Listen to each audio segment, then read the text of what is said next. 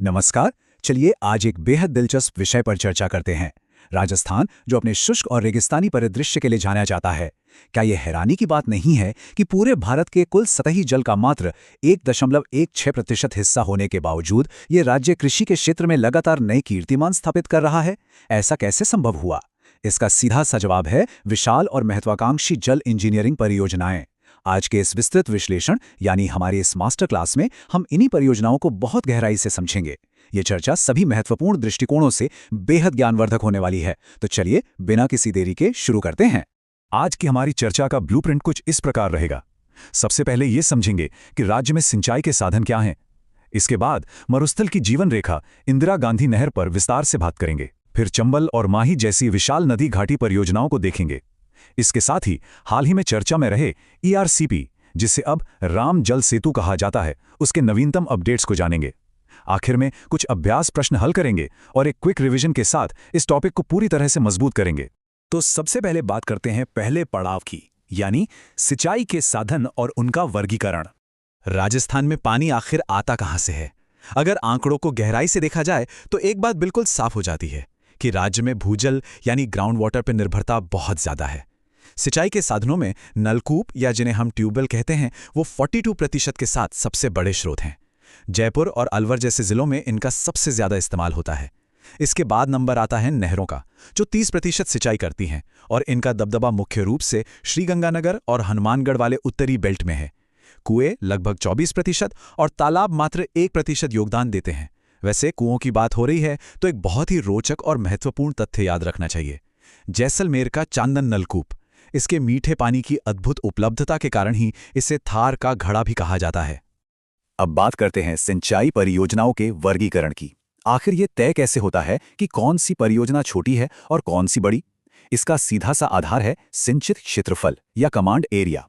अगर किसी परियोजना से 0 से लेकर 2000 हेक्टेयर तक के क्षेत्र में सिंचाई होती है तो उसे लघु यानी स्मॉल परियोजना कहा जाता है। 2000 से 10,000 हेक्टेयर वाले क्षेत्र को मध्यम और 10,000 हेक्टेयर से ज्यादा सिंचित करने वाली परियोजनाओं को वृहद या लार्ज परियोजना माना जाता है।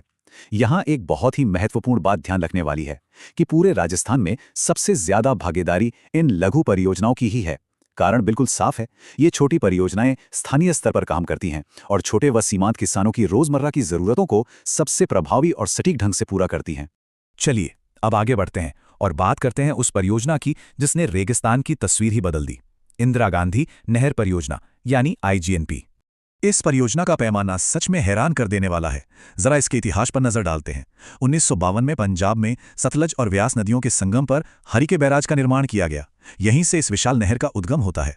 31 मार्च 1958 को तत्कालीन गृह मंत्री गोविंद वल्लभ पंत जी ने इसका उद्घाटन किया और इसे एक बहुत ही सुंदर नाम दिया, मरुगंगा। इसके मुख्य निर्माता और परिकल्पनाकार प्रसिद्ध इंजीनियर कंवर सेन थे। ये पूरी नहर प्रणाली 2 चरणों में बनकर तैयार हुई है। पहला चरण मुख्य रूप से हनुमानगढ़ और बीकानेर तक पानी पहुंचाता है, जिसमें 204 किलोमीटर लंबी फीडर नहर और 189 किलोमीटर लंबी मुख्य नहर शामिल है। फिर आता है दूसरा चरण, जिसने इस नहर को जैसलमेर के मोहनगढ़ और अंततः बाड़मेर के गडरा रोड तक यानी मरुस्थल में 206 किलोमीटर अंदर तक विस्तार दिया।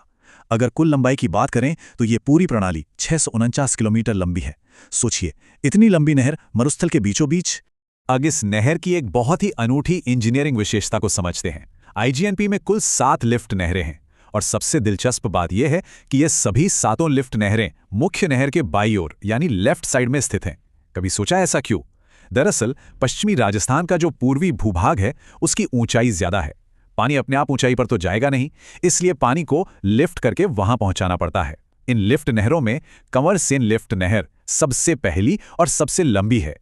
चौधरी कुंभाराम लिफ्ट की खासियत यह है कि यह सबसे ज्यादा जिलों को आपस में जोड़ती है। वहीं पन्नालाल बारूपाल लिफ्ट नागौर जिले के लिए किसी वरदान से कम नहीं है, क्योंकि ये वहां के फ्लोराइड युक्त पानी की गंभीर समस्या को दूर कर शुद्ध पेयजल उपलब्ध कराती है। और सबसे छोटी लिफ्ट नहर है तेजाजी, जो केवल बीकानेर में अपनी सेवाएं देती है। खैर, नदी घाटी परियोजनाओं पर आगे बढ़ने से पहले एक छोटी सी याद दहानी। अगर यह विस्तृत विश्लेषण मददगार लग रहा है तो नियमित अपडेट्स के लिए चैनल को तुरंत सब्सक्राइब कर लें। और हाँ, इस मास्टर क्लास के सभी विस्तृत नोट्स और हाई यील्ड रिवीजन मटेरियल एकदम फ्री में पाने के लिए हमारी टेलीग्राम कम्युनिटी से जरूर जुड़ें। लिंक मौजूद है, इसका फायदा जरूर उठाएं। चलिए वापस अपने विषय पर आते हैं। अब रुख करते हैं राज्य की विशाल बहुउद्देश्य नदी घाटी परियोजनाओं का, विशेषकर चंबल और माही का। चंबल परियोजना राजस्थान और मध्य प्रदेश का एक बहुत ही शानदार संयुक्त प्रयास है। अगर हम चंबल नदी के बहाव को ऊपर से नीचे यानी अपस्ट्रीम से डाउनस्ट्रीम की ओर देखें तो 4 प्रमुख ढांचे नजर आते हैं। सबसे पहले मध्य प्रदेश में गांधी सागर बांध, उसके बाद राजस्थान के चित्तौड़गढ़ में राणा प्रताप सागर और फिर बूंदी कोटा की सीमा पर जवाहर सागर। इन तीनों बांधों से कुल मिलाकर 386 मेगावाट बिजली का उत्पादन होता है। लेकिन यहाँ सबसे बड़ा कैच है चौथा ढांचा, कोटा बैराज।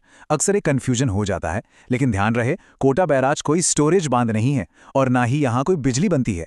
यह सिर्फ और सिर्फ सिंचाई के लिए पानी को मोड़ने वाला एक डाइवर्जन स्ट्रक्चर है।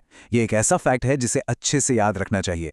अब इन परियोजनाओं में राज्यों की हिस्सेदारी की बात करते हैं, क्योंकि ये आंकड़े बेहद महत्वपूर्ण हैं। चंबल परियोजना में जल और बिजली का बंटवारा राजस्थान और मध्य प्रदेश के बीच बिल्कुल आधा आधा यानी 50-50 के अनुपात में है। वहीं दूसरी ओर अगर माही बजाज सागर परियोजना को देखें तो इसमें राजस्थान का हिस्सा 45% है और गुजरात का 55% है। ये आंकड़े बिल्कुल कंठस्थ होने चाहिए। माही परियोजना विशेष रूप से दक्षिणी राजस्थान में बांसवाड़ा और डूंगरपुर के आदिवासी बहुल क्षेत्रों के लिए एक जीवनदायिनी है, जहां इस पानी से मक्का और कपास की बम्पर खेती संभव हो पाई है।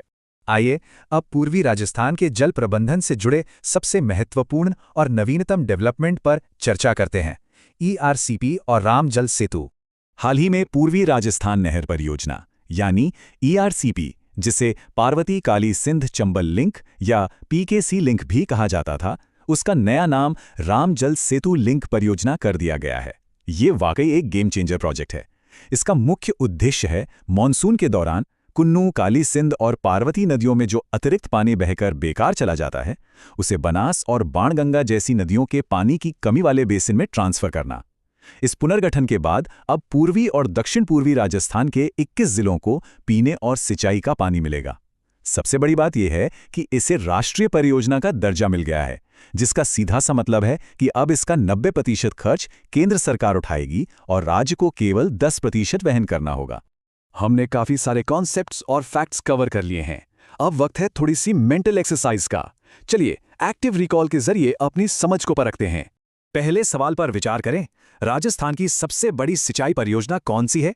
जरा उस विशाल बुनियादी ढांचे को याद कीजिए जिसने उत्तर पश्चिमी रेगिस्तान की पूरी तस्वीर ही बदल कर रख दी है और जिसे मरुगंगा के नाम से भी जाना जाता है। बिल्कुल सही। इसका उत्तर है इंदिरा गांधी नहर परियोजना या IGNP। ये न सिर्फ राज्य की सबसे बड़ी परियोजना है, बल्कि हिमालयी नदियों के पानी को अरावली के पश्चिमी शुष्क क्षेत्रों में लाकर इसने मीलों बंजर भूमि को हरे भरे कृषि क्षेत्रों में बदल दिया है। एक और सवाल लेते हैं, माही बजाज सागर परियोजना राजस्थान के किस जिले में स्थित है? जरा सोचिए, वो कौन सा प्रमुख आदिवासी बहुल जिला है जो एकदम दक्षिण में स्थित है और जिसे गुजरात के साथ साझा की जाने वाली इस 45-55% वाली परियोजना का सीधा लाभ मिलता है? इसका सटीक जवाब है बांसवाड़ा। माही नदी पर स्थित ये परियोजना दक्षिणी राजस्थान के लिए एक बहुत बड़ा वरदान है, जिससे इस पूरे इलाके को भारी मात्रा में जल विद्युत और सिंचाई के लिए पानी उपलब्ध होता है। चलिए अब इस पूरी मास्टर क्लास को समेटते हैं और सबसे जरूरी बातों का एक क्विक रिवीजन करते हैं, ताकि ये सारे फैक्ट्स दिमाग में एकदम सेट हो जाएं। ये 4 परम सत्य हमेशा याद रखने हैं। पहला, राज्य में सिंचाई का सबसे बड़ा स्रोत नलकूप या ट्यूबवेल हैं, जिनका योगदान 42% है। दूसरा, IGNP की सभी 7 लिफ्ट नहरें मुख्य नहर के केवल और केवल बाईं ओर यानी लेफ्ट साइड में स्थित हैं। तीसरा, चंबल परियोजना में राजस्थान और मध्य प्रदेश की हिस्सेदारी बराबर है यानी 50-50। और चौथा, नवीनतम राम जल सेतु परियोजना से पूर्वी राजस्थान के कुल 21 जिले लाभान्वित होंगे। ये तथ्य भूलने नहीं हैं।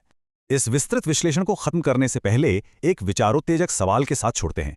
जरा सोचिए, जब विशाल राम जल सेतु परियोजना पूरी तरह धरातल पर उतरेगी और इन 21 जिलों में चंबल का अतिरिक्त जल स्थायी रूप से पहुंचने लगेगा, तो अगले 1 दशक में वहां के औद्योगिक विकास और किसानों की आय में किस स्तर का अभूतपूर्व बदलाव आएगा। ये इंजीनियरिंग चमत्कार वास्तव में सिर्फ पानी नहीं ला रहे, बल्कि पूरे क्षेत्र का भविष्य फिर से लिख रहे हैं। आज की इस चर्चा में जुड़ने के लिए बहुत बहुत धन्यवाद। निरंतर सीखते रहें और अगले विश्लेषण में ऐसे ही कुछ और महत्वपूर्ण तथ्यों और कॉन्सेप्ट्स के साथ